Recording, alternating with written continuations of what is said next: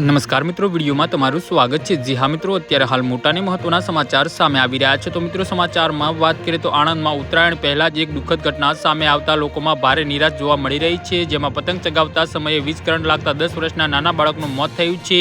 આ ઘટનાને લઈ મૃતકના પરિજનો સહિત પંથકમાં શોકનો માહોલ વ્યાપી ગયો છે। આણંદ જિલ્લાના ભાણપુરા વિસ્તારમાં પતંગ ચગાવતા સમયે વીજ કરંટ લાગતા 10 વર્ષના બાળકનું કરુણ મોત થયું છે। જી હા મિત્રો, પ્રાથમિક માહિતી મુજબ બાળક ધાબા પર પતંગ ચગાવી રહ્યો હતો અને આ દરમિયાન પતંગની દોરી નજીકથી પસાર થતી વીજ લાઇનને અડી ગઈ હતી।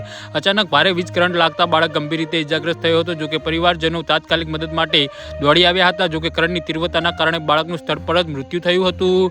વિગતો મુજબ મૃત બાળકનું નામ જયવીર દિલીપસિંહ રાજ હોવાનું જાણવા મળ્યું છે। માત્ર 10 વર્ષની નાની ઉંમરે થયેલા નિધનથી લઈ પરિવારજનો ઘેરા શોકમાં ગરકાવ થઈ ગયા છે। આણંદની આ ઘટનામાં તમામ માતા પિતા અને બાળકો માટે ચેતવણીરૂપ છે। પતંગ ચગાવતા સમયે ખાસ કરીને વીજ લાઇનથી દૂર રહેવું, સુરક્ષિત સ્થળ પસંદ કરવું અને પૂરતી સાવચેતી રાખવી અત્યંત જરૂરી છે। જી હા મિત્રો, તો આના વિશે તમારું શું કહેવું છે તો નીચે અમારી કમેન્ટ બોક્સમાં જરૂરથી જણાવજો અને અમારી યુટ્યુબ ચેનલને સબસ્ક્રાઇબ કરવાની ભૂલતા નહીં। ધન્યવાદ।